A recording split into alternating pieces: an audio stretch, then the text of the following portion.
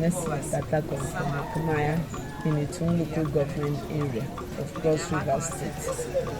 I want to tell us how we use Banga do sauce. First of all, you go your farm where you get your Banga stem, you go cut and carry and come house. When you come split them. When the Banga never soft, you go leave and pour and water for like 2 or 3 days. After some time, you come select the Banga. As you select the Banga, all you carry and keep.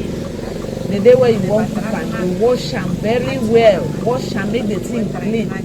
You break those black things where they did for Banga, bottom, come out well, make the thing they very neat. You wash and carry and put for your pot, boil them. As you boil that Banga, allow that Banga make the thing boil well. When it done soft, you see I say done soft, where you feel pound now, when the thing will come up the kernel. You turn and now put for your small water. You pound and well. After pounding, you take water, you put inside that there mortar. Or if you see say the mortar no big, you come out the Banga, put up for small boil. Where you know say they fine. You wash the Banga up, come out the chaps, come out the kernel, keep up. But when you see a small filter the Banga well. Then you carry and put the pot. Carry put for fire. As you put the Banga for fire, the thing won't begin boil.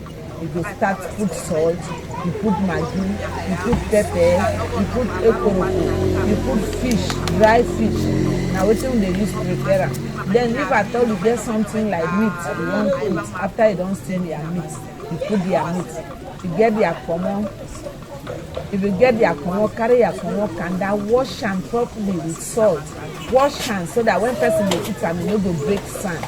You clean them all, put them, then you can boil the Banga well. The place where you go know say the Banga don't done. Now when the Banga you don't boil them, you don't done well. See say oil don't they come up, everything don't settle thick. You test them, see say don't finish. You go find scent meat, come carry put on the Banga, you keep Banga. And so you take the Banga stew, or we call our sauce. Have you ever visited EFFRAYA or any other place in ETUNG local government? We would love to hear your experience. And stay tuned till next time when we will bring you more recipes from other regions in Nigeria.